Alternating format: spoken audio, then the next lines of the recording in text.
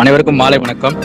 தி ப்ரோலிட்டேட் periods குழுவின் சார்பாக மாலை நேர சிறப்பு வகுப்பிற்கு உங்கள் அனைவரையும் வருக வருக வரவேற்கிறேன். நமது குழு சட்டம் சார்ந்த வகுப்புல தொடர்ச்சியா நம்ம காலையும் மாலை எடுத்து வந்துட்டு இருக்கோம்.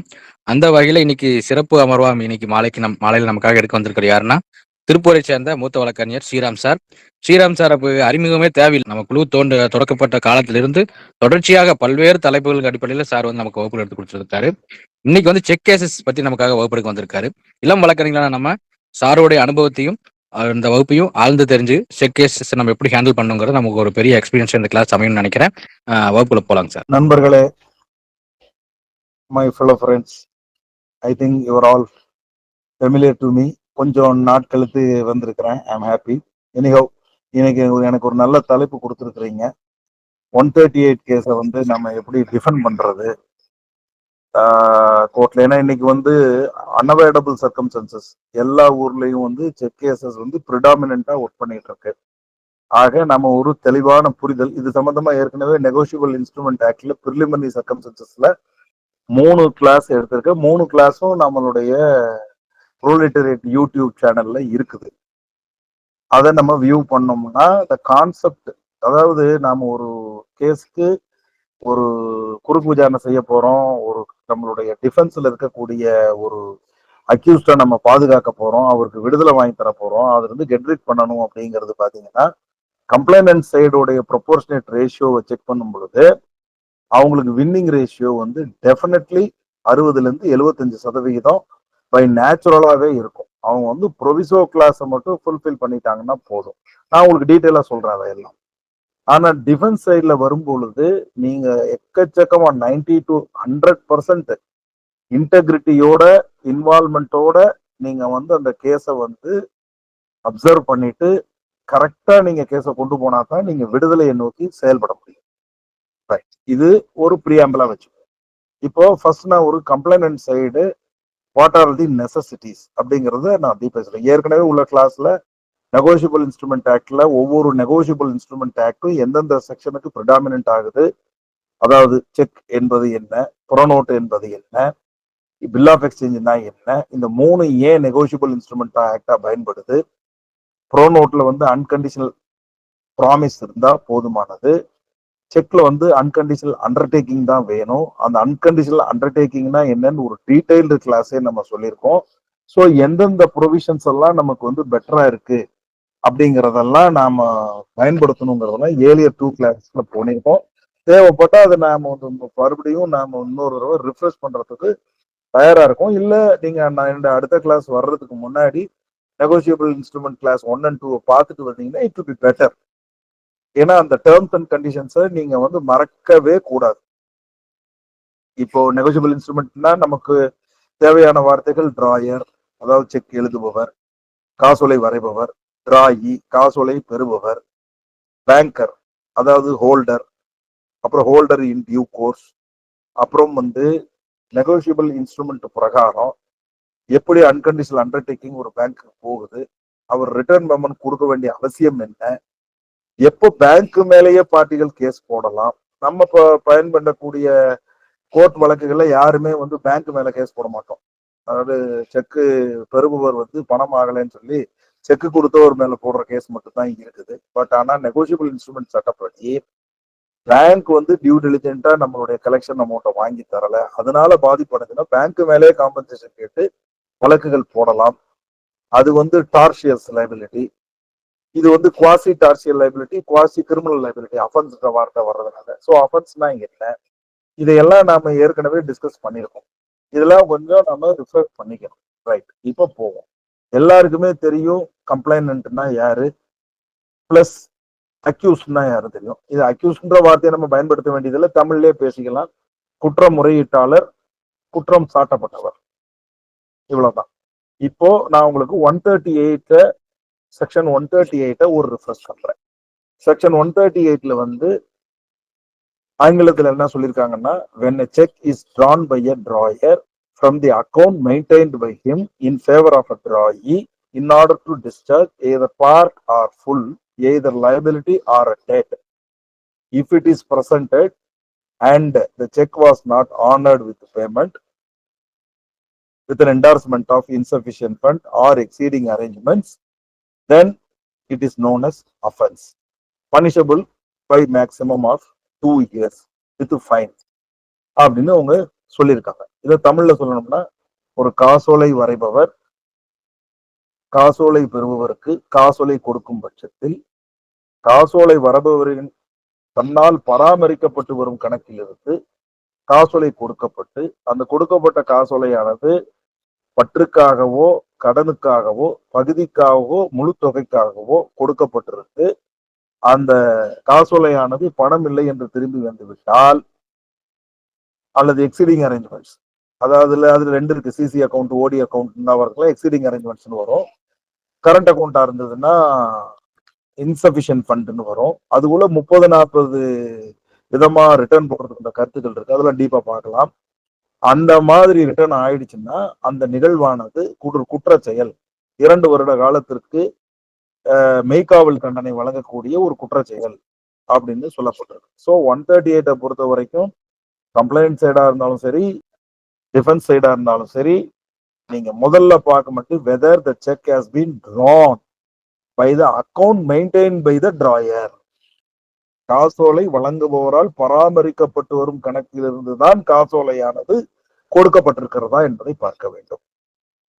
அப்போ ஒரு உதாரணத்துக்கு சொல்றேன், கணவர் வாங்கின கடனுக்கு மனைவி செக் கொடுத்திருக்கிறாங்க அப்படின்னா, கடன் ஆனது கணவருடையது.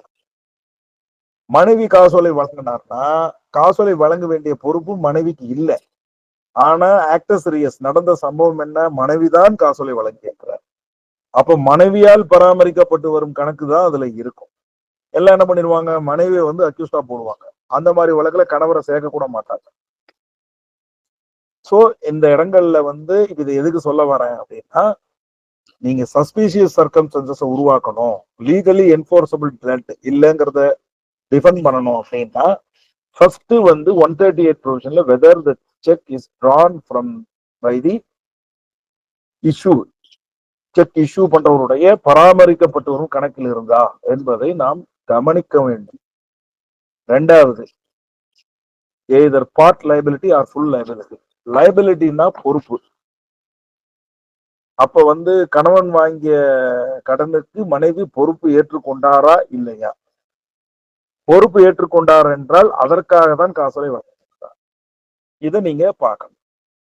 ரெண்டாவது, பொறுப்புக்கு காசு கொடுக்கல, கடன், கணவர் வாங்கிய கடனுக்காக கொடுத்தார்.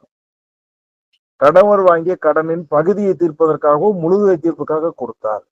ஆக கம்ப்ளைனன்ட் சைடுல நோட்டீஸ் வரும் பொழுது அந்த நோட்டீஸ்ல உள்ள கண்டென்ட்டை 1க்கு 3 தடவை நல்லா படிச்சு, நீங்க ஜஸ்ட் அது செக் நம்பர் என்ன, பேங்க் நம்பர் என்ன, அமௌண்ட் என்ன, பார்ட்டி நம்மகிட்ட கிளையண்ட் சொல்லுது அவங்களுக்குள்ள உள்ள சார் நான் கொடுத்தது என்னமோ உண்மைதான் சார், ஏதாவது டைம் எடுத்து கொடுத்துருங்க சார், நான் அப்புறமா பார்த்து கொடுக்குறேன் சார், இல்ல கொடுக்க முடியாது சார், நீங்க தான் சார். இதெல்லாம் நமக்கு தேவையே இல்லை. அது பார்ட்டி சொல்றதெல்லாம் சொல்லுவாங்க, காதுல கேட்டுறலாம், கேட்டுக்கலாம். நம்மளுடைய அல்டிமேட் இலக்கு என்ன, டிஃபென்ஸ் சைடு வந்தோம்னா நாம இந்த நோட்டீஸ்க்கு ரிப்ளை கொடுக்கறதா வேணாமா, இதுதான் நம்ம பார்க்கணும். ரெண்டாவது, நோட்டீஸ்க்கு ரிப்ளை கொடுக்கணுமா வேணாமா. நோட்டீஸ் கொடுக்கணுங்கிறது தான் சட்டத்துல சொல்லுது ப்ரொவிசோ கிளாஸ்ல. In case cheque is dishonoured with an endorsement of unpaid in circumstances, a statutory notice has to be given under proviso clause by calling the respondent to pay the check amount within 15 days. அப்படி இதை பொறுத்த வரைக்கும் என்ன சொல்லியிருக்காங்க, நிறைய citations rulings என்ன சொல்லியிருக்காங்கன்னா, check notice கொடுத்தா போதும், அந்த நோட்டீஸ் உடைய நாலேஜ் குற்றம் சாட்டப்பட்டிருக்கு இருந்தால் போதும், டீம்டு சர்வீஸ் கூட பார்க்க வேண்டிய அவசியம் இல்லை, அவர் தான் அந்த நோட்டீஸை பெற்றிருக்கணும், அக்னாலஜ்மெண்ட் அவர் கையெழுத்து வேணும் அப்படிங்கிற நெசசிட்டி எல்லாம் கிடையாது. So the circumstances to make evidence, adduce evidence as that the accused is having enough and adequate knowledge about the claim made through the statutory notice is more than enough அப்படின்னு சொல்லி நமக்கு dictum லே down பண்ணது supreme கோர்ட்ல இருக்குது. So நான் அதை எதுக்காக திருப்பி சொல்றேன்னா, ஒரு டிஃபென்ஸுக்கு வர வேண்டிய லாயர் பதில் அறிவிப்பு அனுப்பிவிட்டார் என்றால் a clear knowledge has been taken on the part of the accused. அப்போ நாம அட்வொகேட்ஸ் வந்து இந்த நாலேஜ் போர்ஷனை நாம புட் ஃபோர் டிஃபென்ஸா கொண்டு போக போறோம். நான் நோட்டீஸ் கொடுக்கணுமா? இது இப்ப நான் சொல்றது மேலோட்டம் தான். ஒருத்தங்க ஹேண்ட்ஸ் ரைஸ் பண்ணாங்க, அவங்களுக்கு என்ன சந்தேகம் தெரியல, தெரியாம டச் பண்ணிட்டாங்க. No issues. இப்ப பாருங்க, நான் மறுபடியும் தெளிவா சொல்றேன், ஒரு நோட்டீஸ் லெவல்ல தான் இப்ப பேசிக்கிட்டு இருக்கோம். இன்னும் நாம வந்து கேஸ்குள்ள போகல. ஒரு நோட்டீஸ், ஸ்டாச்சுட்டரி நோட்டீஸ் ஒரு வழக்கறிஞர் கொடுக்கிறார். நெகோசியபிள் இன்ஸ்ட்ருமெண்ட் ஆக்ட்ல நோட்டீஸ் கொடுக்க வேண்டும் என்பது சட்டப்பூர்வமான தேவை, ஸ்டாச்சுட்டரி ரிக்குவயர்மெண்ட். சட்டமே compulsory notice. So without notice no cause of action. Without notice no cause of action. Without notice you cannot prefer a case against the இவங்க. அப்போ நீங்க வந்து நோட்டீஸ் நீங்க கொடுக்கணும் அப்படின்னாலே that should contain the essential ingredients. Without essential ingredients we cannot survive. So அப்ப நோட்டீஸ்ல என்னென்ன இருக்கணும் அப்படின்னா, செக் எழுதி கொடுத்தவர் யாரு, செக் எதற்காக எழுதி கொடுத்தார், எவ்வளவு தொகைக்காக எழுதி கொடுத்தார், என்ன தேதியில் எழுதி கொடுத்தார், என்று என்னைக்கு அவர் அதை பிரசன்ட் பண்ணினார், என்னைக்கு அது ரிட்டர்ன் ஆனது, அப்படிங்கிற விவர குறிப்புகள் இருந்தா போதும். அது மட்டும் பத்தாது. It differs from circumstances to circumstances. இப்போ ஒருத்தர் வந்து 5 லட்சம் ரூபாய் கடன் வாங்குறாரு, ப்ரோனோட் எழுதி கொடுத்துருக்கிறாரு, டிமாண்ட் பண்றாரு, கொடுக்கல, செக்கும் கொடுத்துருக்காரு. பொதுவா எல்லாரும் நம்ம ஆளுங்களே அதை ஃபில்அப் பண்ணி, நான் கேட்டேன் அவர் கொடுக்கல, செக்கை கொடுத்தாரு, நான் போட்டேன் பணம் இல்லை வந்துடுறேன். அப்ப இங்க ஒரு ப்ரோனோட்டு கடனை தீர்க்கறதுக்காக டாக்குமெண்ட் கொடுத்தாச்சு. சோ இதுல கடன் என்பது ஏற்படுகிறது. ப்ராமிஸ் அவர் மேட் அவுட் பண்ணல, செக்கும் கொடுத்துட்றாரு. அப்படின்ற மாதிரி ஒரு வழக்குல ஒரு சொல்லும் பொழுது, எத்தனாம் தேதி பணம் கொடுத்தாரு, எத்தனாம் தேதி ப்ரோனோட் எழுதி கொடுத்தாரு, எத்தனாம் தேதி அவர் செக் கொடுத்தாரு, எத்தனாம் தேதி டிசம்பர், இதுதான் வந்து 100க்கு 99 விதமான லீகல் நோட்டீஸ்ல நம்ம பார்க்கக்கூடிய ஈவெண்டா இருக்குது. இதுல கவனமா கவனிக்க வேண்டியது 138ல சொல்லும் பொழுது, either to discharge part or full liability or either to discharge part or full debt. இப்ப பாருங்க, கடன் வந்து இவருடைய நோட்டீஸ்ல 5 லட்சம் வாங்கினாரு, 5 லட்சத்துக்கு செக் கொடுத்தாருன்னு சொல்லியிருக்காரு. அல்லது 5 லட்சம் வாங்கினாரு, 5.5 லட்சம் ரூபாய் வட்டி சேர்த்து செக் கொடுத்துருக்காரு சொல்லியிருக்காரு. ஆனா நம்ம டிஃபென்ஸுக்கு வரக்கூடிய குற்றம் சாட்டப்பட்டவர் என்ன சொல்றாரு, சார் உண்மையிலே நான் 5 லட்சம் வாங்கல, நான் உண்மையிலே வாங்கினது 10 லட்சம், 10 லட்சத்துல நான் திருப்பி கொடுத்தது 7 லட்சம், 3 லட்சம் வந்து தான் நான் கொடுக்க வேண்டியது இருக்குது. அவர் 5 லட்சத்துக்கு ப்ரோனோட்டையும் ஃபில்அப் பண்ணிக்கிட்டாரு, 5.5 லட்சத்துக்கு செக்கையும் ஃபில்அப் பண்ணிக்கிட்டாரு அப்படின்னு நமக்கு ஒரு ஃபீட்பேக் அவர் கொடுக்குறாரு. அப்படின்னா என்னோட கேள்வி என்னன்னா, இந்த மாதிரி இன்ஃபர்மேஷனை வச்சுக்கிட்டு நாம அந்த நோட்டீஸுக்கு பதில் அறிவிப்பு கொடுப்போமா மாட்டோமா? So this is a practical class, my friends. So anybody can say in these circumstances whether the reply notice is mandatory or not. கேள்வியை புரிஞ்சுக்கோங்க, reply notice is mandatory or not. Reply notice mandatory தான் sir. எந்த பிரிவுல வந்து கண்டிப்பாக reply notice கொடுக்க வேண்டும் என்று சொல்லப்பட்டிருக்கிறது. சார் செக்ஷன் 138ல ஏபிசியில வந்து செக் பவுன்ஸ் ஆயிருச்சுன்னா 30 நாளைக்குள்ளார வந்து நீங்க நோட்டீஸ் கொடுக்கணும்னு சட்டப்பூர்வமாக சொல்லப்பட்டிருக்கிறது. That is called mandatory. நான் கேட்கறது, இந்த மாதிரி சர்க்கம்ஸ்டன்சஸ் 5 லட்சத்துக்கு ஃபில்அப் பண்ணிருக்காரு, 5.5 லட்சம் ரூபாய் செக் போட்டிருக்காரு, ஆனா நான் வாங்கினது 10 லட்சம், நான் திருப்பி கொடுத்தது 7 லட்சம். இது நமக்கு வந்து இன்ஃபர்மேஷன் குற்றம் சாட்டப்பட்டவர் மூலமா நமக்கு வருது. இந்த மாதிரியான சர்க்கம்ஸ்டன்ஸ் இந்த நோட்டீஸுக்கு நம்ம பதில் அறிவிப்பு கொடுக்க வேண்டியது, சட்டப்பூர்வமாக கொடுக்க வேண்டியது அவசியம் என்றால் எந்த பிரிவின்படி, இல்ல சட்டப்பிரிவுபடி கொடுக்க வேண்டிய அவசியம் இல்லையா? இதுக்கு மட்டும் யோசனை பண்ணி சொல்லுங்க பார்க்கலாம். என்ன நண்பர்களே, எல்லாம் இப்போ உடனே செக் கேஸ்னா செக் கேஸ்குள்ள போயிடணும்.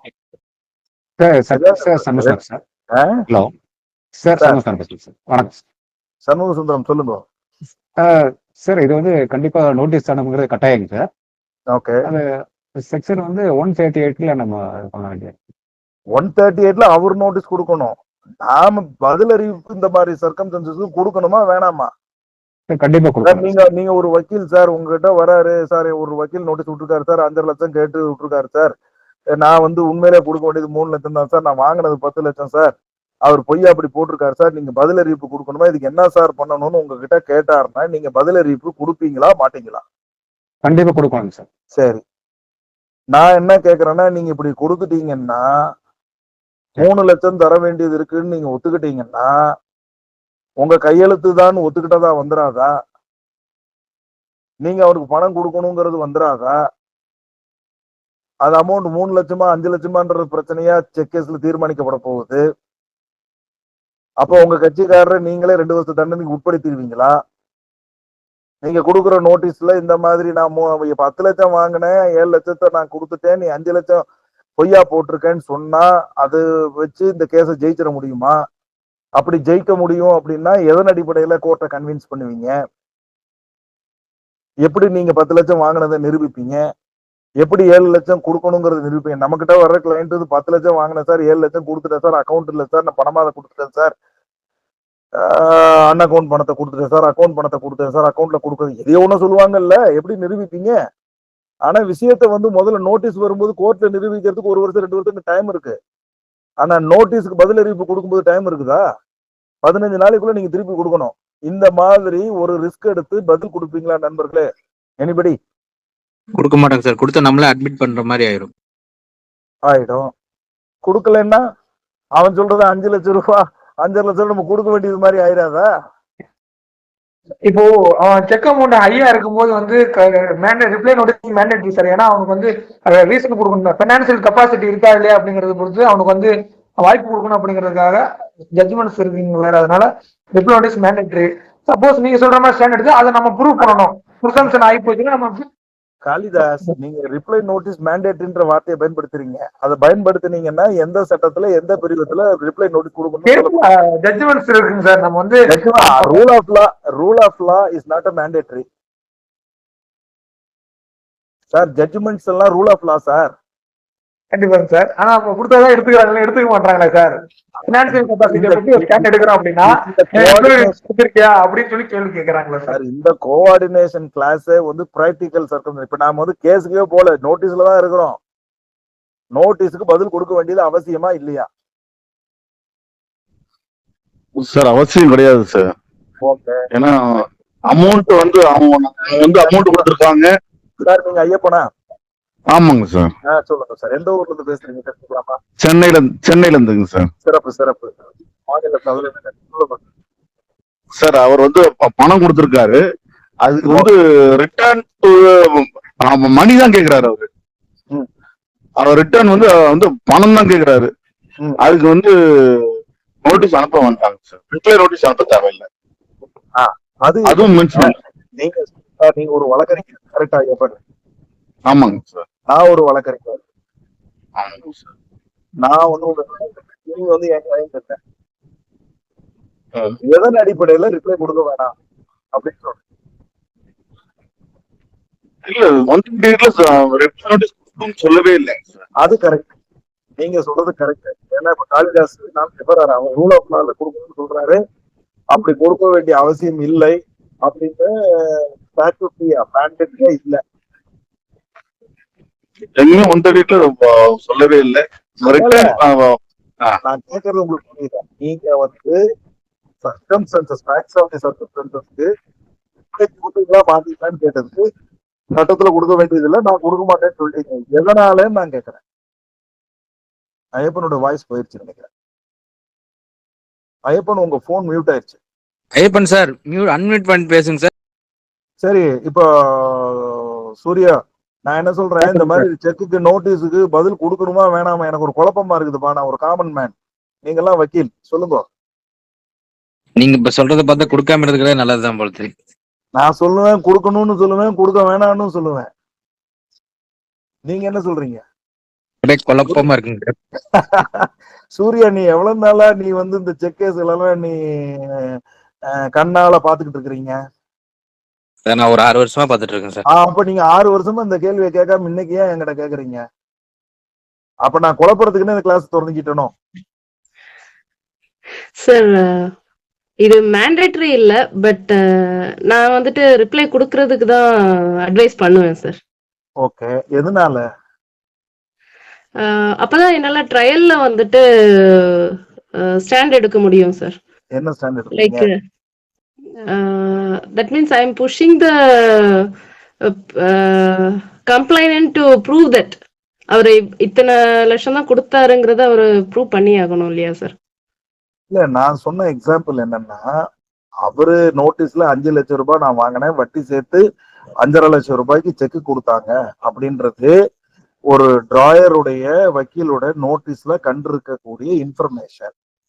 Real information from your client, I borrowed 10 lakhs instead of 5 lakhs, but I have repaid 7 lakhs.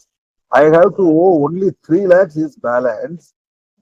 This particular notice deserves of divide of circumstances. அப்படின்னு உங்களுக்கு ஃபீட்பேக் கொடுத்துருக்காங்க கிளையண்ட். நீங்க என்ன சொல்றீங்க? I will never advice to give a reply notice in this கேஸ்னு சொல்றீங்க. No, I will advise to give the reply notice. Okay, நீங்க reply notice கொடுப்பேன்னு சொல்றீங்க.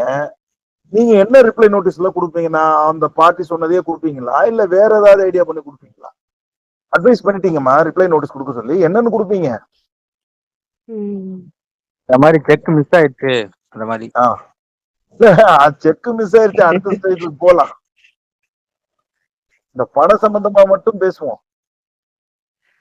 சார் ஒன்ஸ் வந்துட்டு என்னால இத ப்ரூவ் பண்ண முடிஞ்சது அப்படின்னா இது வந்துட்டு பீனல் அஃபென்ஸ் ஆகாது. ஓகே, சோ செக் ரிட்டர்ன் ஆயிடுச்சுனாலே பீனல் அஃபென்ஸ் தானே? ஆமாவா? சார் ஒன்றும் இல்லை சார். ஆக்சுவலாக நம்ம ரிப்ளை நோட்டீஸ் வந்து மேண்டேட்டரி கொடுக்கணும் சார். அப்போதான் நம்ம வந்து டியூரிங் தி ட்ரையல் வந்து கோர்ட்டுக்கு நம்ம ஃபேக்ட் ஆஃப் தி கேஸ் வந்து எஸ்டாப்ளிஷ் பண்ண முடியும் சார். அடுத்தது நம்ம ரிப்ளை தர notice it will be marked as எக்ஸிபிட்ஸாகவும் நம்ம சைடில் மார்க் பண்ணலாம் சார். இப்போ வந்து நம்ம 10 lakhs தான் வாங்கியிருக்கோம், பட் வந்து நம்ம ரீபேமெண்ட் வந்து 7 lakhs பே பண்ணிட்டோம். We are liable only to pay the 3 lakhsன்றது நம்ம ஸ்டாண்ட் எடுத்தாதான் சார் நம்முடைய கேஸை நம்ம ப்ரூவ் பண்ண முடியும். நம்ம கிளைண்ட்டுக்கு we can bring the justice sir, get justice from the court. அதுதான் லட்சுமி மேடமும் சொல்றாங்க. ஆமா சார். நான் என்ன சொல்றேன், what would be, நான் சொல்றேன்ல, you have borrowed 5 lakhs on such and such date and you have assured to pay 12% interest per annum. Subsequently interest accrued for 50,000. In order to discharge the entire liability, you have issued a check in Bank of Baroda bearing number so and so and so on date, and you have requested to present the check on such and such. I made my collection on such and found it is written unpaid with an endorsement as a funds insufficient. These are the information found in the statutory notice. Now you know the facts from your client.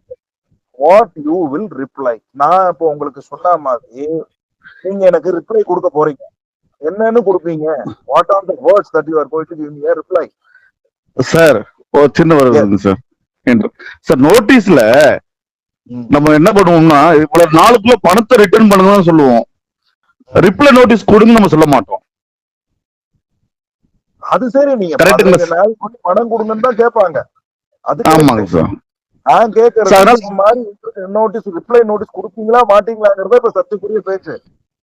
அதுதான் sir, கொடுக்கணும் அவசியம் இல்லை sir. அதுதான் mandate கிடையாது.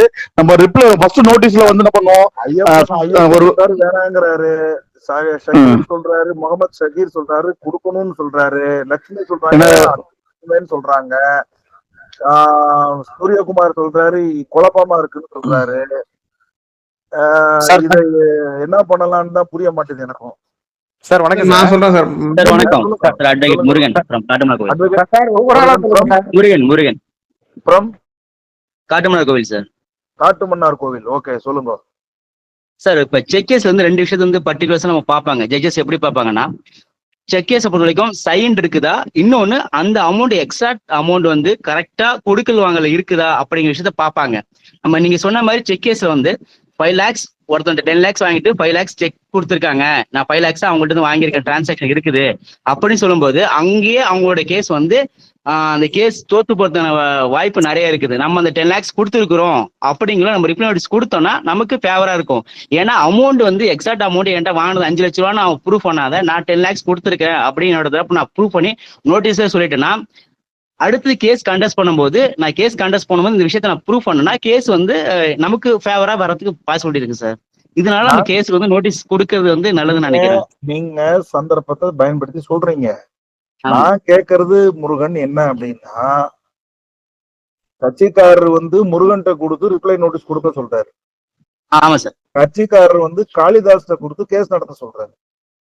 Okay sir. நடைமுறையில நடக்குமா நடக்காதா? கண்டிப்பா சார். காளிதாஸ் என்ன சொல்றாரு, முருகன் கொடுத்த நோட்டீஸ்னால நீ ஜெயிலுக்கு போயிடுவேங்கிறாரு. Okay sir. அப்ப என்ன பண்ணுவீங்க? நீங்க பிரச்சனைய வந்து நோட்டீஸ் லெவல்ல மட்டும் யோசிங்க. நீங்க திருப்பி கோர்ட்டுக்குள்ள போகாதீங்க, ஜட்ஜ்மெண்ட்டுக்குள்ள போகாதீங்க, ரூல் ஆஃப் லாக்குள்ள போகாதீங்க, ஸ்டாச்சுட்டரி ப்ரொவிஷனுக்கு போகாதீங்க. இப்ப நம்ம எழுப்பப்பட்டிருக்கக்கூடிய வினா மூட் கொஸ்டின் என்ன அப்படின்னா, when a person received a statutory notice in respect to repayment of the check amount within 15 days, whether it is mandatory to reply the notice, whether வணக்கம். it is not mandatory, what we have to do. Sir வணக்கம் sir. Dispute on quantum லைபிலிட்டிலயும் நம்ம stand எடுக்கலாம் sir. யார் பேசுறீங்க? முகமதா? ஆமா sir, dispute on quantum of லைபிலிட்டிலயும் நம்ம ஸ்டாண்ட் எடுக்கலாம் சார். எடுக்கலாம். இட் இஸ் நாட் என்ஃபோர்ஸபிள் டெப்த்னும் நம்ம சொல்லலாம் சார். ஏன்னா நம்ம ரீபேமெண்ட் பண்ணிட்டோம். நம்ம இப்போ 3 லட்ச ரூபாய் கொடுக்கணும்னா நம்ம ஸ்டாண்ட் எடுத்துதான் சார் ஆகணும். ரைட். நண்பர்களே, இப்ப வாங்க, அவர் ஒரு வார்த்தையை பயன்படுத்தினார் முகமது ஷக்கீர். என்ன பயன்படுத்தினார்? என்ஃபோர்ஸபிள் டெட் இல்ல அப்படின்னு நான் சொல்லுவேங்கிறார். இந்த பகுதியில தான் சூட்சமே இருக்குதுங்க. அவர் 5 லட்சம் ரூபாய் கொடுத்தேங்கிறாரு, வட்டி 50,000 ரூபாய் சேர்த்து கொடுத்தேங்கிறாரு, 5.5 லட்சம் ரூபாய் 5 லட்சம் கொடுக்குறேன்னா the claim of your client is not legally enforceable under the act. அப்படி மட்டும்தான் ரிப்ளை கொடுக்கணுமே தவிர, நீங்க அந்த 10 lakhs நான் வாங்கினேன், 7 lakhs நான் வந்து கொடுத்துட்டேன், என் லைபிலிட்டி 3 lakhsன்னு சொல்லி நீங்க வந்து எக்ஸ்பிளிசிட்டா எக்ஸ்பிரஸ்ட் ஃபார்மட்ல கொடுக்க வேண்டிய அவசியம் இல்லை. அப்படி நீங்க கொடுத்தீங்க அப்படின்னா முருகன் கொடுத்த ரிப்ளைய வந்து காளிதாஸ் வந்து நிறைவேற்ற முடியாது. ஏன்னா அவர் முருகன் என்ன செஞ்சிடறாரு, நான் 10 லட்சம் வாங்கினதை அட்மிட் பண்றாரு, 7 லட்சம் கொடுத்ததையும் சொல்லிடுறாரு. அவர் வந்து கட்சிக்கார்ட்ட வந்து ஆதாரங்களை வாங்கி பார்த்தாரா பார்க்கலையான்னு தெரியல. அப்படி பார்த்தா அது எவிடன்ஸ் வந்து அட்மிசிபிள் எவிடன்ஸா இன்அட்மிசிபிள் எவிடன்ஸான்னு அன்னைக்கு அவருக்கு தெரியாது. அவருடைய பார்வையில அட்மிசிபிள் எவிடன்ஸா இருக்குன்னு நினைச்சிட்டு ரிப்ளைய கொடுத்துட்டாரு. ஆனா காளிதாஸ் பார்க்கும்போது அது இன்அட்மிசிபிள் எவிடன்ஸ் வந்து தண்டனைக்கு போய் மாட்டிடும்.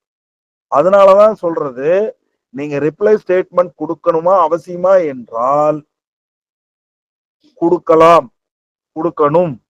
ஆனா அதுல வந்து பணம் கொடுக்கறது ரைட்டா, பணம் கொடுக்கணுமா, பணம் கொடுக்க வேண்டியது இருக்கா, பகுதி பொறுப்பு இருக்கா, பகுதி பொறுப்பு இல்லையா, பகுதி கடன் இருக்கா, பகுதி கடன் இல்லையா அப்படிங்கறது எக்ஸ்பிளிசிட்டா கொடுக்க வேண்டிய அவசியம் இல்லை. Your claim is not legally enforceable debt. My client reserves his right to prove the circumstances in appropriate forum அப்படின்னு ரிப்ளை கொடுத்துட்டீங்கனாலே நீங்க வந்து கேஸ் நடத்தும் போது டிஃபென்ஸ் சைட்ல you can make any number of put forth defence. What do you mean by put forth defence? Anybody சொல்லுங்க sir. GS sir, anybody can say what you mean by put forth defence? இந்த மாதிரி வார்த்தையை கேள்விப்பட்டிருக்கீங்களா? இல்லை sir. இல்ல. அது என்ன அர்த்தம் அப்படின்னா, புட் ஃபோர்த் டிஃபென்ஸ்னா நீங்க ஒரு குற்றம் சாட்டப்பட்டவருக்காக வழக்கில் விடுதலை பெறுவதற்காக நீங்கள் எடுக்கும் டிஃபென்ஸ் மெத்தட். அந்த எதன் அடிப்படையில நீங்க அவரை காப்பாற்ற போறீங்கன்னு நீதிமன்றத்துக்கு தெளிவுபடுத்த விருப்பப்படுறீங்க இல்லையா, that is called put forth defence. உங்க புட் ஃபோர்த் டிஃபென்ஸை நீங்க ரிப்ளை நோட்டீஸ்ல சொல்லிட்டீங்கன்னா that will be the beneficial to the complainant.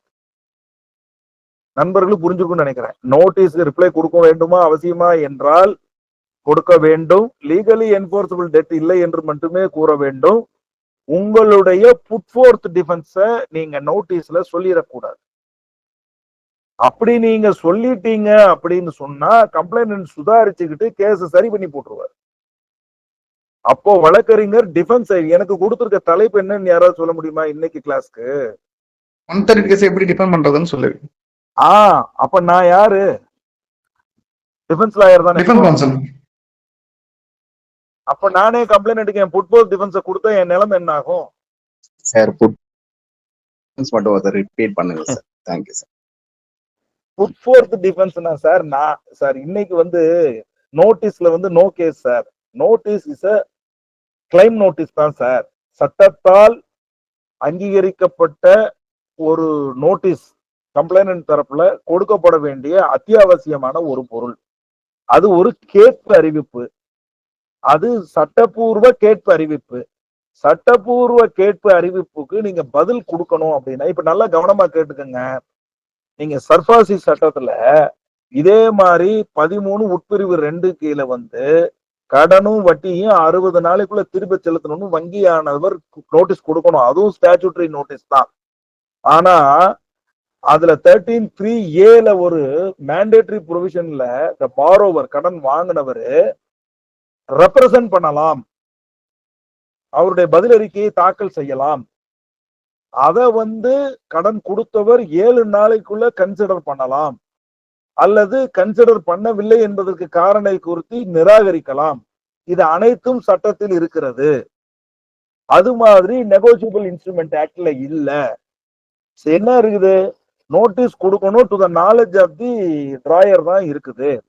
அப்படி இருக்கும் பொழுது நீங்க ரிப்ளை கொடுக்கணுமா இல்லையாங்கிறது நம்ம வந்து கேட்கும் பொழுது இப்போ இன்னைக்கு உள்ள பல நீதிபதிகள் நீ ஏன்பா நீ வந்து நோட்டீஸ் வந்துச்சு இல்ல, இப்போ கோர்ட்ல வந்து சொல்ற காரணத்தை எல்லாம் நீ நோட்டீஸ்ல சொன்னியா, ஆகவே நீ முறையாக மறுதளிக்கவில்லை. முறையாக மறுதளிக்கவில்லை என்ற காரணத்தினால் ஓனஸ்ன்னு சொல்லக்கூடிய பேர்டன் ஆஃப் ப்ரூஃப வந்து 139 இருந்து 118க்கு என்னால ஷிஃப்ட் பண்ண முடியல. ஆகவே burden of proof rest with the accused since the signature is admitted by you அப்படின்னு வரும்பொழுது நீ சரியா முறையா மறுதளிக்கல, ஆகவே இந்த வழக்கானது ஃபேவரிங் டு தி கம்ப்ளைனன்ட்னு போகுமே. அப்ப மறுதளிக்கிறது நோட்டீஸ் லெவல்ல மறுதளிக்கணுமா, அல்லது கேஸ்ல மறுதளிக்கணுமா, குறுக்கு விசாரணையில மறுதளிக்கணுமா, அல்லது வேற வேற சாட்சிகளை போட்டு மறுதளிக்கணுமா, இல்ல சிஆர்பிசி 315 தன்னையே சாட்சியா ஏத்துக்கணும்னு சொல்லி பெட்டிஷன் போட்டு மறுதளிக்கணுமா? இதெல்லாம் தானே டிஃபென்ஸ் சர்க்கம்ஸ்டன்சஸ். அப்ப நோட்டீஸ் வந்து உங்களோட பிரிலிமினரி சர்க்கம்ஸ்டன்சஸ் இல்லையா? அப்ப பிரிலிமினரி சர்க்கம்ஸ்டன்சஸ்ல மறுக்கவும் வேண்டும். ஆனால் நாம் எடுக்கும் புட்ஃபோர்த் பின்னால் எடுக்கக்கூடிய புட்ஃபோர்த் டிஃபென்ஸை நமக்கு தெரிய வைக்க கூடாது என்பது என்னுடைய பணிவான உங்களுக்கு என்னுடைய கருத்தை நான் சொல்றேன். நம்ம வக்கீல், நம்ம திரைக்கதை வசனம் எழுத வேண்டிய அவசியமே இல்லை.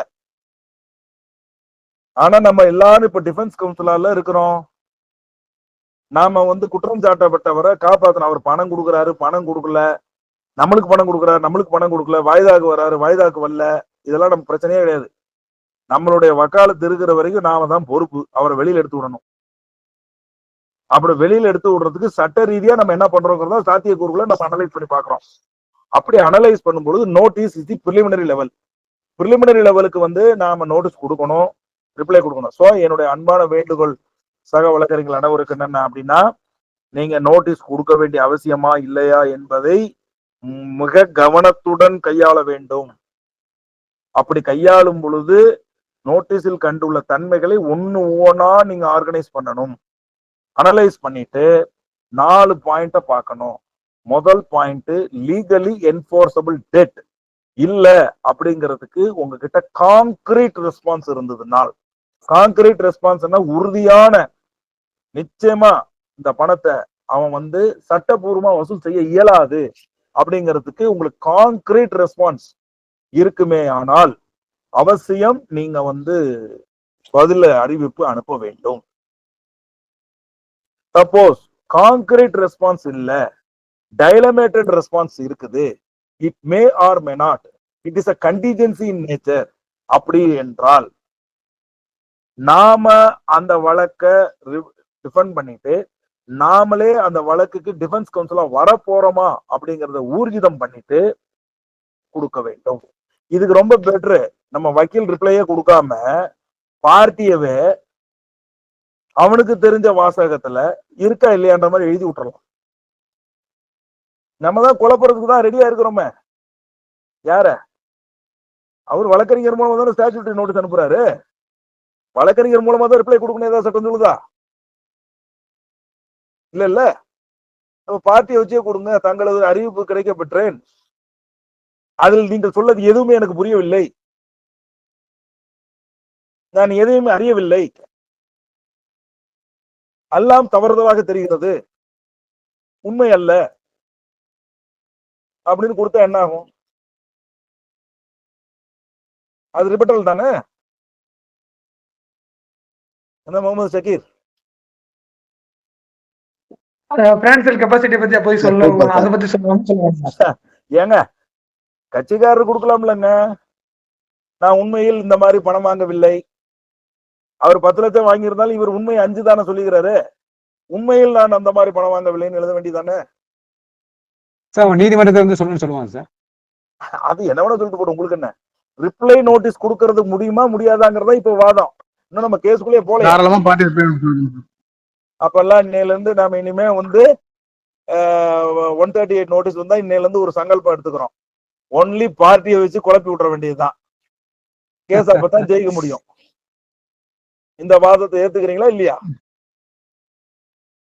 இல்ல சார், அது ஜஸ்டிஸ் இல்ல சார். நான் ஒரு வக்கீல பார்த்தேன் சார். நான் ஒரு லீகல் நோட்டீஸ் அனுப்பிச்சேன் சார். அவர் வாங்கிட்டு அந்த டிராயர் இருக்கிறாரு, செக் எழுதுனவரு, அவர் வீட்டுக்கு வந்த கல்யாண பத்திரிகை வச்சு ரிப்ளை பண்ணிட்டார் சார். எனக்கு ரெஜிஸ்டர் தபால் அனுப்பிட்டார் சார். நானும் கையெழுத்து போட்டு அக்னாலஜ்மெண்ட் வாங்கி கொடுத்துட்டேன் சார். உள்ள திறந்து பார்த்தா கல்யாண பத்திரிகை இருக்கு சார். இப்ப அவர் என்ன சார் டிஃபென்ஸ் இருப்பாரு? ரிப்ளை கொடுத்துட்டேன் நான் அப்படின்றவர். ஆமா சொல்லிட்டாரு. நல்ல வக்கீல வச்சு கடைசியில வந்து ரிப்ளை கொடுக்குறாரு கோர்ட்ல. இந்த மாதிரி ஏதாவது பாத்திருக்கீங்களா சார் யாராவது? எனக்கு பண்ணிருக்காங்க சார். எனக்கு பண்ணிருக்காங்க சார். ஒரு அட்வொகேட் பண்ணிட்டார் சார். அட்வொகேட் எனக்கு ஒரு அட்வொகேட் ஐடியா தோணும்ல. காளிதாஸ் நீ கல்யாண பத்திரிக்கை அடிச்சு வச்சிருவாருங்க சார் எல்லாருக்கும் வரைக்கும்.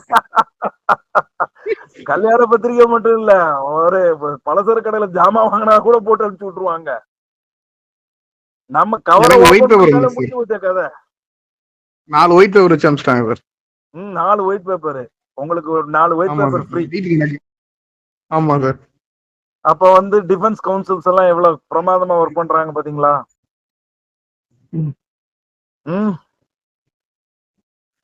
அப்போ வந்து இப்ப வந்து நம்ம கோர்ட்டுக்கு போறோம், பல செக் கேஸ்களை பாக்குறோம், ஆர்குமெண்ட்ஸ் பாக்குறோம், சீஃப் பாக்குறோம், கிராஸ் பாக்குறோம், மார்க்கிங் ஆஃப் டாக்குமெண்ட்ஸ் பாக்குறோம்.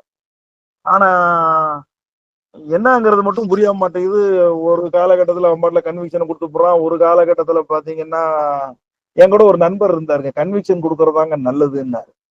என்ன அநியாயமா இருக்குது, டிஃபென்ஸ் கவுன்சில வந்து கன்விக்ஷன் நல்லதுன்னு சொல்றேன் அப்படின்னு கேட்டா டபுள் ஃபீஸ் வரும் சார் அப்படிங்கிறாரு. என்ன சார் டபுள் ஃபீஸ்னா, கேஸ் நடத்துறதுக்கு ஒரு ஃபீஸ் ஆமா, சென்டென்ஸ் சஸ்பென்ஸ் பண்றதுக்கு ஒரு ஃபீஸ் ஆமா, அப்பீல் போடுறதுக்கு ஒரு ஃபீஸ் ஆமா. அப்ப அவர் நல்ல டிஃபென்ஸ் லாயர் தானே? இதுக்கு ஆப்போசிட் பார்ட்ல பணம் செட்டில் பண்ணிட்டு போயிடும். சோ நீங்க வந்து நான் என்ன சொல்ல வர்றேன்னா, சரி இப்ப நான் ஒரு சந்தர்ப்பத்தை மட்டும்தான் இவ்வளவு நேரம் பேசி இருக்கிறோம். இப்ப இன்னொரு சந்தர்ப்பமான லீகல் நோட்டீஸ் என்ன அப்படின்னா, ஐ am conducting a business in the name of so and so and so.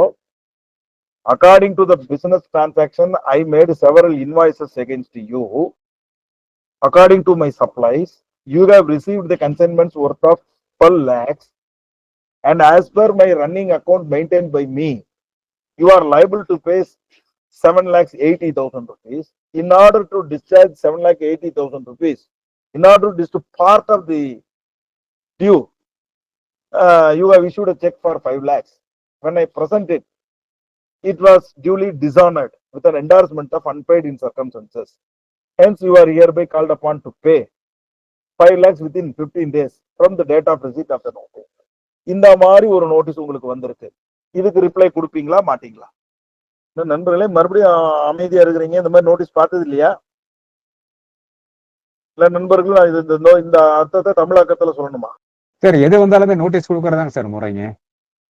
அதெல்லாம் முறையெல்லாம் எனக்கு தெரியாது சார். நான் டிஃபென்ஸ் கவுன்சில் சார். நீங்க தான் சார் சொல்லணும். அப்புறம் எதுக்கு நீங்க கிளாஸ் எடுக்கிறீங்கன்னு என்ன கேட்க கூடாது. அவன் லட்சுமி சொல்றாங்க new scenario. Yes, it is a new scenario. நம்ம ஒருமுகத்தன்மையில பார்க்க கூடாது இல்லையா? நோட்டீஸ்ல சொல்றாரு, I am having business relations with the accused according to the account statement you are liable to pay a sum of rupees so and so.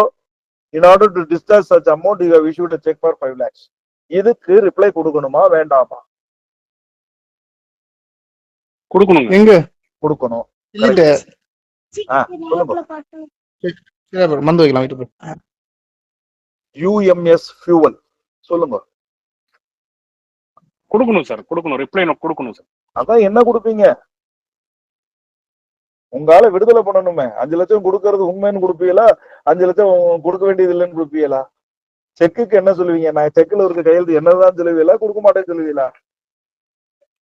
இல்ல, நீங்க சொல்ற மாதிரி புட் ஃபோர்த் டிஃபென்ஸ் தான் எடுக்கணும். அதுல என்ன புட் ஃபோர்த் டிஃபென்ஸ் எடுக்கிறது என்ன எடுக்க போறீங்கன்னு உங்களுக்கு at the time of issuance of இல்ல இருக்கு தெரியாது இல்லையா? அப்ப என்ன பண்ணுவீங்க? எப்படி இலைமறை காயாகத்தானே நீங்க ரிப்ளை கொடுக்கணும். இந்த மாதிரி ஒரு நோட்டீஸ் வரும்போது இலைமறை காயா எப்படி கொடுக்க முடியும்? உன்னை யாருன்னு எனக்கு தெரியாது, உன்கிட்ட பிசினஸே பண்ணல, உங்கள்கிட்ட பணமே வாங்கல, உன்கிட்ட சரக்கே வாங்கல, அப்படி கொடுப்பீங்களா? எப்படி கொடுப்பீங்க? இல்ல, நீங்க சொன்னதுல ஆஸ் பர் அவரோட அக்கவுண்ட் ஸ்டேட்மெண்ட் பிரகாரம் தான் அப்படின்னு தான் சொல்றீங்க. But transaction was not yet done இல்லையா? அது பரவாயில்ல. அக்கவுண்ட் ஸ்டேட்மெண்ட் ஆர் டெலிவரிஸ்னே கூட வச்சுக்கோங்க. அதனால என்ன இருக்கு? அதாவது complainant lawyer is very specific about the case for winning the ratio. இந்த மாதிரி சர்க்கம்ஸ்டன்சஸ்ல நம்ம கிட்ட கட்சிக்காரர் வந்திருக்காரு. அவர் ethics to get rid of this problem. No. அப்ப என்ன கொடுப்பீங்க பதில்? சார் அவர் சப்ளை பண்ணியிருக்கிறாரு குட்ஸ். சார் ஆல்ரெடி நான் பே பண்ணிட்டேன்னு சொல்லணும் சார். அது பிரச்சனையே எதுவும் இல்ல. கொடுத்துட்டேன்னா கணக்கே நேரு. அது நிரூபிச்சுதான் வேலை முடிஞ்சு போச்சு. அது ஃபர்ஸ்ட் கிளாஸ். அது நிரூபிக்க முடியாது இல்ல. நம்ம ஆள் வாங்கிட்டோமே. நம்ம பணம் கொடுத்துருந்தா ஏன் செக் அவன்கிட்ட போய் திருப்பி வாங்காம வச்சிருக்கிறோம்? இல்ல, அந்த ரிப்ளை கொடுக்கும்போதும் நீங்க சொல்ற மாதிரி காங்கிரீட்டான ஆஸ்பெக்ட் இருக்கணும் இல்லீங்களா? கரெக்ட். கான்கிரீட். இப்ப என்ன தெரியுமா சார் செய்யணும்? அவங்க வந்து நெகோசியபிள் இன்ஸ்ட்ருமெண்ட் ஆக்ட் சட்டத்தை எடுத்தாங்கன்னா நீங்க கன்சியூமர் ப்ரொடெக்ஷன் ஆக்ட வந்து சட்டத்தை கையில் எடுத்துக்கணும். அவர் ஒரு சட்டத்தின் துணையோடு உங்களை தாக்குதல் நடத்துகிறார். நாமளும் ஒரு சட்டத்தின் துணை கொண்டு தாக்குதல் நடத்தணும். புரியுதுங்களா? UMS புரியுது சார், புரியுது. கண்டினியூ சொல்லுங்க. அதுல என்ன சொல்ல வர்றோம்னா, as a consumer, though I have obtained your products, it consists of inferior and substandard goods where you are not having legally enforceable right for the quantum of money as you have noticed. அத goods receive ஆனவனே சொல்லிருக்கணும் இல்லீங்களா? அது whatever it is, that's separate. Sale of goods ஆக்டுக்குள்ள அப்புறம் போவோம். Sale of goods act நீங்க presume பண்ணீங்கன்னா that is favoring to the complainant. ஏன் உங்களுக்கு ரிப்ளை நோட்டீஸ் வந்திருக்கலாம், அதுலயே கூட இன்ஃபீரியர் குவாலிட்டி இருக்குன்னு சொல்லி ரிப்போர்ட் பண்ணிடுங்க. இந்த நோட்டீஸ்ல தானே உங்களுக்கு பணம் கேட்டு வராரு. அதுக்கு முன்னாடி அவர் நோட்டீஸ் கொடுத்துருக்கணும்ல பணம் கேட்டு. அப்படி பணம் கேட்டு நம்ம நோட்டீஸ்க்கு பணம் கொடுக்காம இருந்தா தானே டிஃபால்ட் சர்க்கம்ஸ்டன்சஸே வரும். இங்க இஷ்யூ 138 நோட்டீஸ் தானே. கரெக்ட்.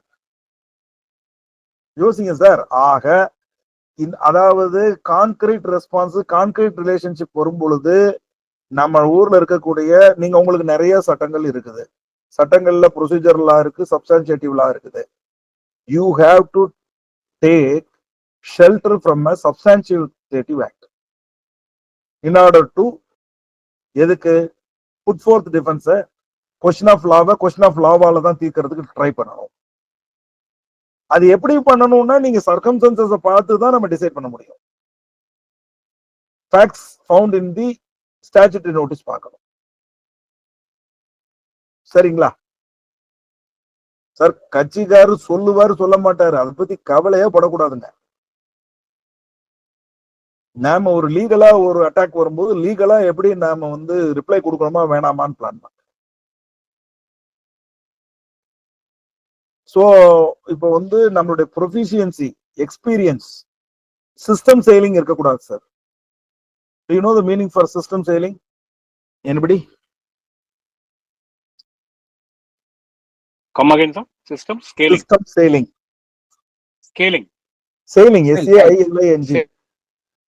சார் சிஸ்டம் செயலிங்னா என்ன தெரியுமா சார்? நீங்க வந்து இத்தனாம் தேதி செக்க கலெக்ஷன் போடணும், இத்தனாம் தேதி நோட்டீஸ் கொடுக்கணும், இத்தனாம் தேதி கேஸ் போடணும், இத்தனாம் தேதி நோட்டீஸ் கொடுக்கணும், அப்புறம் வந்து கோர்ட்டுக்கு அவர் வந்துடுறாரு, அவர் வந்த உடனே ஸ்வான் எடுக்கணும், ஸ்வான் எடுத்ததுக்கு அப்புறம் நோட்டீஸ் போகும், அப்புறம் அவர் வந்துருவாரு, அப்புறம் அவர் கவுண்டர் போடுவாரு, அதுக்கப்புறம் நீங்க ப்ரூஃப் எவிடேவிட் போடணும், ப்ரூஃப் எவிடேவிட்ல டாக்குமெண்ட் மார்க் பண்ணணும், அதுக்கப்புறம் ஃபர்தர் எவிடன்ஸ் போடணும், அதுக்கப்புறம் வந்து பெட்டிஷனர் சைடு எவிடன்ஸை க்ளோஸ் பண்ணணும், அதுக்கப்புறம் டிஃபென்ஸ் சைடு எவிடன்ஸ் 313 கொஸ்டினுக்கு போகணும், அதுக்கப்புறம் ஆர்குமெண்ட் பண்ணணுங்கிறது சிஸ்டம் செயலிங். இது நம்மளுக்கு தேவையே இல்லை. அது கோர்ட்டாருடைய வேலை, கம்ப்ளைனன்ட்டோட வேலை. நாம எல்லாம் டிஃபென்ஸ் கவுன்சில். சிஸ்டம் செயலியே பண்ணக்கூடாது. ஐயோ அப்ப கோர்ட்டுக்கே போல வாரண்ட் வந்துருமேன்னு கேட்காதீங்க, அது கொஸ்டின் இல்லை. சிஸ்டம் செயலிங்னா அந்த பேராமீட்டர்ஸ் கொடுக்கறதுக்குள்ள உட்கார வச்சுட்டா கம்ப்ளைண்ட் போகுங்கிறத பார்க்க கூடாது சார்.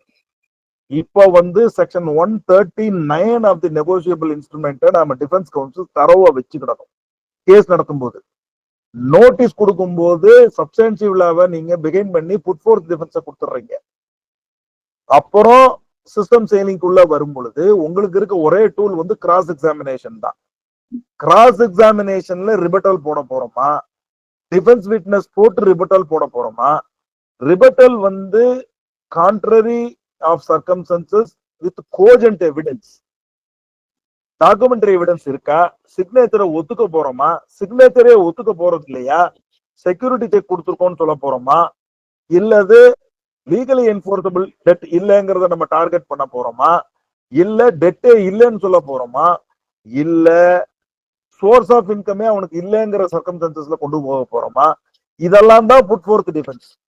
இந்த புட் ஃபோர்த் டிஃபென்ஸை அக்கார்டிங் டு த சர்க்கம்ஸ்டன்சஸ் நீங்க கால்குலேட் பண்ணிட்டு நீங்க வந்து கிராஸ் பண்ணும்போது ஒரு புட் ஃபோர்த் டிஃபென்ஸ், நோட்டீஸ் கொடுக்கும்போது ரிப்ளை நோட்டீஸ் கொடுக்கும்போது ஒரு put forth defence, defence witness இருக்கும்போது இன்னொரு புட் ஃபோர்த் டிஃபென்ஸ், டெஃபினட்டா நமக்கு வந்து கன்விக்ஷன் வந்துடும்.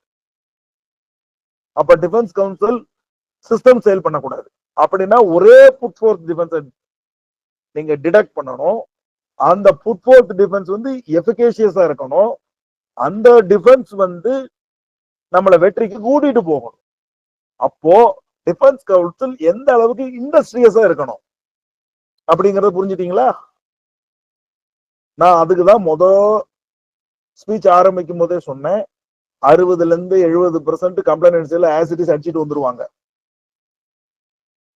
Winning ratio for the defence side வந்து ரொம்பவுமே ரிமோட் இன் சர்க்கம்ஸ்டன்சஸ். பிகாஸ் என்ன காரணம் அப்படின்னு கேட்டீங்கன்னா, section 129 is a very crucial circumstances. ரிபட்டல், ஒரு ரிபட்டல் எப்படி பண்ணணுங்கிறது ஒரு ஆர்ட். அதாவது பிசினஸ் ரிலேஷன்ஷிப்புக்கா இருந்தாலும் சரி, பர்சனல் ரிலேஷன்ஷிப்பா இருந்தாலும் சரி, ஹேண்ட் லோனா இருந்தாலும் சரி, லைபிலிட்டியா இருந்தாலும் சரி, டிஸ்சார்ஜாக இருந்தாலும் சரி, இதுல வந்து நீங்க கிரிமினல் கேஸ் நடத்துற மாதிரி சஸ்பீசியஸ் சர்க்கம்ஸ்டன்சஸ் டெவலப் பண்ணா மட்டும் இதுல ஜெயிக்க முடியாது. இம்பீச்சிங் ஆஃப் கிரெடிட் ஒர்த்தினஸ் மட்டும் நீங்க பண்ணினா ஜெயிக்க முடியாது.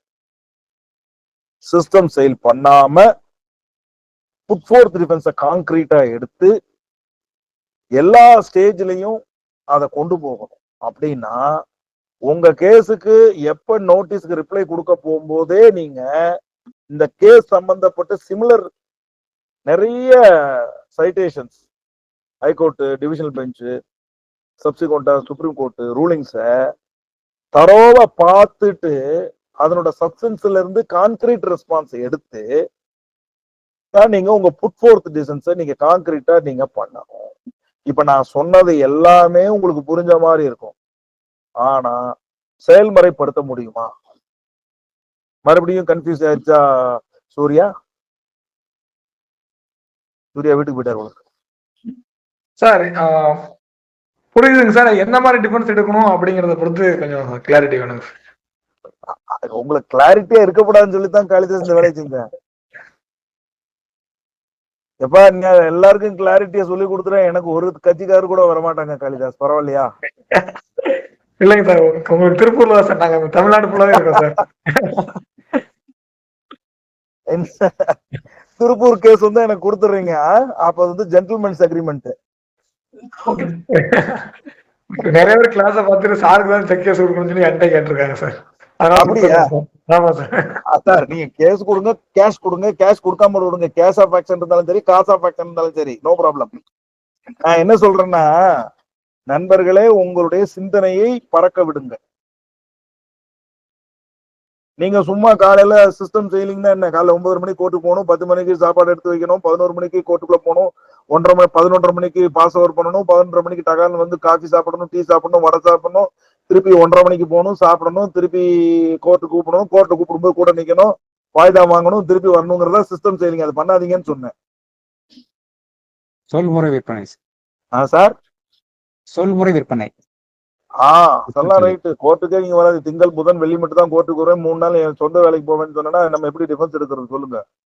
இல்ல சார், ரெகுலரா வந்துடுறேங்க சார்.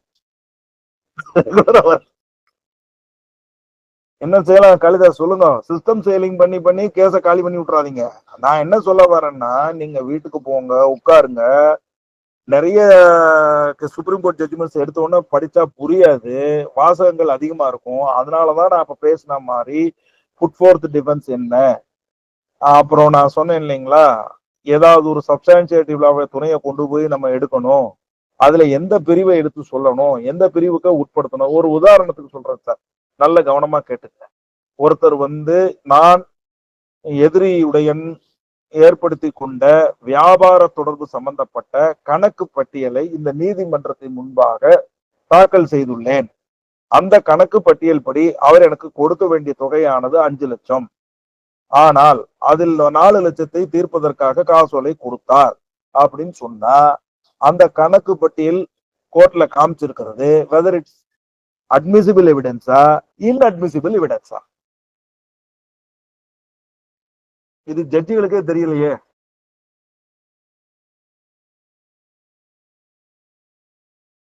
நீதிமன்றத்துல போடக்கூடிய கணக்கு பட்டியல் அட்மிசிபிள் எவிடன்ஸா அட்மிசிபிள் எவிடன்ஸ் இல்லையா? சிவில் கேஸ்ல நல்லா கவனிச்சுக்கோங்க. ஆர்டர் 7 ரூல் 14ல நீங்க வந்து அக்கௌண்ட் ஸ்டேட்மெண்ட் கொடுத்தீங்கன்னா 4 ஏடு, பேரேடு, லெட்ஜர் அனைத்தும் நீதிமன்றத்துல காமிச்சு அதனுடைய ஒரு பிரதிதான் என்பதை நீதிமன்றத்துல காமிச்சுதான் அதை மார்க் பண்ணாதான் அந்த கணக்கு பட்டியல் சட்டப்பூர்வமாக கணக்கு பட்டியலாக கருதப்படும். அப்படி ஒரு சட்டம் இருக்கும் பொழுது நீங்க செக் கேஸ்ல கொண்டாந்து லெட்ஜர் ஸ்டேட்மெண்ட்டை போடும் பொழுது ledger statement whether it is admissible or not அப்படின்னு பார்த்தா, வழக்கறிஞரான நீங்க ரொம்ப விவரமா பார்க்க வேண்டியது இந்தியன் எவிடன்ஸ் ஆக்ட் செக்ஷன் 34 பார்க்கணும். நான் தான் சொன்னேன், ஒரு தாக்குதலுக்கு மறுபடியும் நாம எதிர் தாக்குதல் செய்வதற்கு சட்டத்தின் துணை கொள்ள வேண்டும். இப்ப நான் என்ன பண்றேன், defence lawyer, section 34 of Indian evidence act என்ன சொல்றேன்னா, mere production of an account statement does not form a liability on the part of the opposite party அப்படின்னு சொல்லுது. அதாவது ஒரு வழக்கில், செக் வழக்கில் ஒரு லெட்ஜர் ஸ்டேட்மெண்ட் மட்டும் கொடுப்பதால் மட்டும் எதிரியானவருக்கு பண பொறுப்பு இருக்குது என்பது நிரூபிக்கப்படாத ஆவணம் என்றே பொருள்படும் அப்படிங்கிறாங்க. Section 34 Indian evidence act. நம்ம எத்தனை பேர் யூஸ் பண்றோம் அதை? அப்போ நம்ம இளம் வழக்கறிஞர்கள் அனைவரும் ஒரு சட்டத்தை எதிர்கொள்வதற்கு இன்னொரு சட்டத்தை துணை கொள்ள வேண்டும். எனி கமெண்ட்ஸ் நண்பரே? சார் புரியல சார், இந்தியன் எவிடன்ஸ் ஆக்ட் எப்படி கோரிலேட் பண்றது? இந்தியன் எவிடன்ஸ் ஆக்ட் செக்ஷன் 34 கையில புக் இருக்கா? மொபைல்ல ஆப் இருக்கா? இந்தியன் எவிடன்ஸ் ஆக்ட் செக்ஷன் 134 இல்ல சார், அதுல கிளியரா இருக்கு. கிளியரா இருக்கா? இருக்கு. என்ன இருக்கு sir? Entries in book of accounts including those maintained in an electronic form regularly kept in the course of business are relevant whenever whenever they refer to a matter into which the court has to inquire, but such statements shall not alone be sufficient evidence to charge any person with liability. So அப்படி எப்படி இருக்குது பாருங்க அங்க அந்த சட்டம். UMS பேர் போடாம எதனா யூஎம்எஸ் போட்டு வச்சிருக்கீங்க sir. May I know your name please. UMS Q1. Sir Saravanan from Dharmapuri. Okay sir, Dharmapuri advocate டக்குன்னு இப்ப பார்த்துட்டு நம்ம எல்லாருக்கும் புரியுற மாதிரி வாசிச்சு காமிச்சிட்டார். ஹேண்ட்ஸப். இப்போ அவர் நான் சொன்ன கருத்து அதுல இருக்குதுங்களா? ஸ்பெசிபிக்கா இருக்கு சார். ஸ்பெசிபிக்கா இருக்கு. அப்ப ஏன் நீங்க அந்த லெட்ஜர் ஸ்டேட்மெண்ட்டை ப்ராப்பரா ரிபட் பண்ண மாட்டீங்க சார்? நம்ம தான் புட் ஃபோர்த் டிஃபென்ஸ்க்கு ரெடி ஆகணும் சார். சார் 5 ஆவணம் போடுவான் அவன், கணக்கு பட்டியல் போடுவான். இல்ல இதுல புட் ஃபோர்த் டிஃபென்ஸ் இல்ல, அதுலயும் பாத்தீங்கன்னா சிஸ்டம் சைலிங் வந்துருது நீங்க சொல்ற மாதிரி. எப்படியோ நீங்க சிஸ்டம் செயல் பண்ணுங்க. சிஸ்டம் அது எப்போ பயன்படுத்தணுமோ அப்ப பயன்படுத்தணும் சார். இது ஒரு மாதிரி எப்படி ஆயிப்போச்சுன்னா இந்த கோர்ட் ப்ரொசீஜர் எல்லாமே ஒரு மோடஸ் ஆப்பரண்டி மாதிரி, ஒரு புரோட்டோகால். இது இப்படிதான் பண்ணணும், நீங்க சொல்ற மாதிரி இது இப்படிதான் பண்ணணும். இது அந்த சிஸ்டம் சைல பிரீச் பண்றது இல்ல, நம்ம அதுதான் வர்றது. அதை பிரீச் பண்ணுங்க, ஜட்ஜ குழப்புங்க. அவன் போய் படிக்கட்டும் மறுபடியும். அவன் 10 ஜட்ஜ்மெண்ட் வச்சிருப்பான் ஜுடிஷியல் அகாடமில. அதுக்குள்ள கேஸ பிட் பண்ணி நமக்கு டெலிவரி பண்ணுவான் judgement. Why you are giving that? You make that judicial person to read the matter once again. அவன் தப்பா கமிட் பண்ணட்டும் ஜட்ஜ்மெண்ட்ல. நீங்க ஒரு விஷயம் புரிஞ்சுக்கோங்க, நீங்க கீழ் கோர்ட்ல தான் நீங்க உங்க அக்யூஸ்ட காப்பாற்றணும்ன்ற அவசியமே இல்ல. You allow the judge to commit lot of mistakes. The discrepancy and fatality of the judgment is very well enough for to get the person to get acquitted from the case at all. Am I right or wrong? Exactly. நான் சொன்னது ஆங்கிலத்தில் சொன்ன நண்பர்களே புரியலன்னா தமிழ்ல சொல்றேன். அதாவது கீழமை நீதிமன்றங்களில் நடக்கப்படும் ட்ரையல் ப்ரொசீஜரிலே நாம் அக்யூஸ்டை காப்பாற்ற வேண்டிய அவசியம் இல்லை. நாம் திறம்பட வழக்கறிஞர்கள் சட்டத்தின் துளை கொண்டு பிரிசைடிங் ஆபீசர்ஸ், கோர்ட் ஆபீசர்ஸ், கோர்ட்ல இருக்கக்கூடிய ஜட்ஜஸ் குழப்பி அவரை தவறுதலாக ஜட்ஜ்மெண்ட் எழுத வைப்பதுமே ஒரு சிறந்த புட் ஃபோர்த் டிஃபென்ஸ் சார். நீங்க அப்பீல போடுங்க, 20% அவன் கேட்பான் சென்டென்ஸ் சஸ்பென்ஸ் பண்ண. கேஸே 20 நாள்ல கேஸே முடிக்கிறேன் போய் போடுங்க. நீங்க 30 days நீங்க சார் இன்னைக்கு ஜட்ஜ்மெண்ட் கொடுக்குறான், அடுத்த நாள் அப்பீல போடுங்க, அதுக்கு அடுத்த நாள் நம்பர் பண்ணுங்க, அடுத்த நாள் சென்டென்ஸ் சஸ்பென்ஷன் அப்ளிகேஷன் போடாதீங்க, மெயின் அப்பீலே ஆர்கியூ பண்ணுங்க 10 daysக்குள்ள.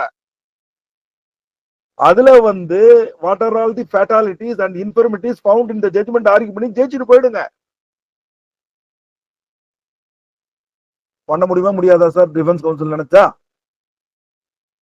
அப்ப நம்ம எல்லாத்துக்கும் என்ன தேவைப்படுது சொல்லுங்க. 100% பண்ணலாம் சார். அப்போ ஒரு செக் கேஸுக்கு டிஃபென்ஸ் எடுக்கிறதுங்கிறது ஒரு ஃபுட்பால் மேட்ச்ல ஒரு சென்டர் ஃபார்வர்ட் வேலை மாதிரிங்க. நீங்க நேரடியா பந்த கொண்டு போய் போடலாம், வலது பக்கம் இடது பக்கம் கொடுத்து வாங்கி கொண்டு போய் போடலாம், டிசைவ் பண்ணி போடலாம். நீங்க மத்திய பிளேஸ்ல இருந்தே டைரக்டா கோல் அடிச்சு போடலாம். ஆனா பந்து கோல்குள்ள போகணும். அப்ப நாம என்னைக்கு நாம இந்த வேலையை செய்வோம்? எப்படி செய்வோம்? ஒரு கேஸுக்கும் ஒவ்வொரு ஹிஸ்டரிக்கும் ஒவ்வொரு மெத்தடாலஜி. ஒரே மெத்தடாலஜிய அடுத்த கேஸுக்கு பயன்படுத்தாதீங்க. இப்படி நானா ஒரு ஐடியா பண்ணி வச்சிருக்கேன் சார்.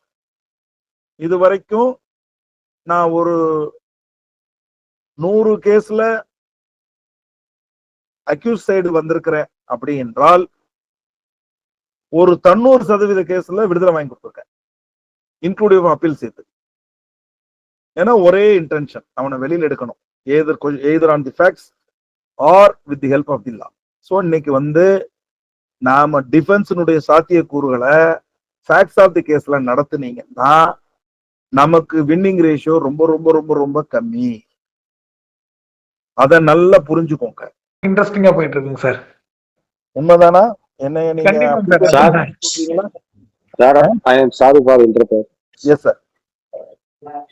சார் கன்வர்ஷன் கிளாஸ் வைங்க சார். ஆனா இதை நாங்க அதுக்குள்ள இதை கேட்டு முடிச்சிருவோம். திரும்ப நாங்க டவுட் எல்லாம் கிளியர் பண்ணுவோம். உங்க கிளாஸ் ரொம்ப எக்ஸ்பெக்டட் எதிர்பார்த்துக்கிட்டே இருந்தோம். நிறைய மெசேஜ் போட்டிருக்கேன் அட்மினுக்கு, சார் கிளாஸ் வைங்க. சார் நாம அட்வொகேட் ஆயிட்டோம் சார். நம்ம மறுபடியும் படிச்சுட்டு இருக்க முடியாதுல்ல சார். நம்ம உள்ள பூந்து Yes, அப்படியே sir. விளையாட வேணாமா? Yes, sir. I accept, sir. அதுக்குதான் நாம என்ன செய்யணும்னா நம்ம பிராக்டிகல் கிளாஸஸா போவோமே. மத்தவங்க எல்லாம் தியரி பரிச்சு நான் என்கிட்ட நீங்க படிச்சுட்டு போய் பரிச்சு எழுதி பார்க்க முடியாது. தயவு செய்து புரிஞ்சுக்கோங்க. இல்ல சார், சிறந்த வழக்கறிஞர் ஆகலாம் சார்.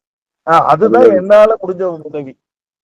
Thank you sir. நாம அனைவரும் சிறந்த வழக்கறிஞரா மாறணும்.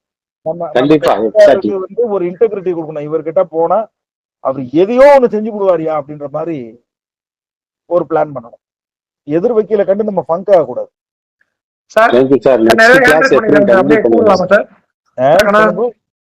கேன் ரைஸ் பண்ணிருக்காங்க, அப்படியே கூப்பிடலாமா சார்? கூப்பிடுங்க சார். இதை கண்டினியூ பண்ணலாம் சார். நாளைக்கு கண்டினியூ பண்ணலாம். ரொம்ப இன்ட்ரெஸ்டா போயிட்டு இருக்கு. ஓகே. பிரசன்னா வெங்கடேஷ் சார் பேசுங்க சார். அட்வொகேட் ஐயப்பன் சார் பேசுங்க சார். சார், நீங்க ஃபர்ஸ்ட் கொஸ்டின் கேட்டீங்க, ரிப்ளை நோட்டீஸ் கொடுக்கறது மேண்டேட்டரியான்னு கேட்டீங்க. கரெக்ட். ஆனா இப்ப நீங்க ரிப்ளை நோட்டீஸ் திருப்பி சொன்னீங்க, ரிப்ளை நோட்டீஸ் கொடுக்கணும்னு சொன்னீங்க.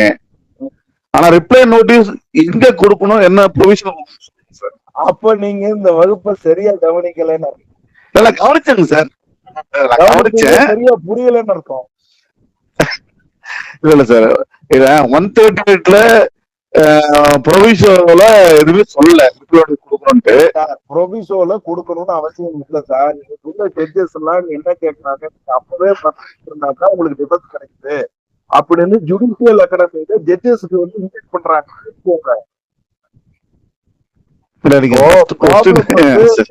Problem we are a defense counsel, we are facing problem not only from the law, not only from the act, not only from the protocol, but nowadays we are getting trouble from the presiding officer. Because judicial academy injecting the terms, அதாவது impartial judgments வரக்கூடாது என்பதுதான் நம்ம சட்டத்துடைய நோக்கம். ஆனா impartial ஜட்ஜ்மெண்ட்ஸை எழுதுங்க அப்படின்னு injection கொடுக்குறாங்க. இதை நாம் எப்படி எதிர்கொள்றது? ஓகே ஓகேங்க சார். ஆனா மேண்டேட் கிடையாது, லீகலா வந்து இல்லை, சட்டப்படி தேவையில்லை. ஆனா இன்னைக்கு வந்து பிரிசைடிங் ஆபீசர் அது இருந்தா தான் நான் உன்னை அக்யூட் பண்ணுவேன்னு உங்களுக்கு இன்ஜெக்ஷன் கொடுக்குறாங்க. அது அவங்களுக்கு தெரிஞ்சு செய்யறது இல்ல. முதல்ல வந்து சார் ஒரு மனு போட்டா நீதிமன்றத்துல அந்த மனுதாரருக்கு ஏதாவது ஒரு பரிகாரம் கொடுக்க இயலுமான்னு நீதிமன்றம் கணக்கிட்டு கொடுத்தது. அந்த காலம் மலை ஏறிடுச்சு.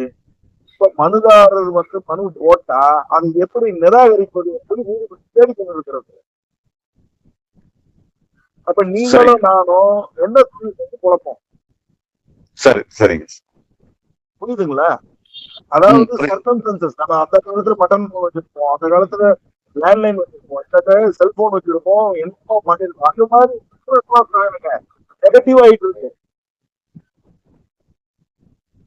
சரி சரி.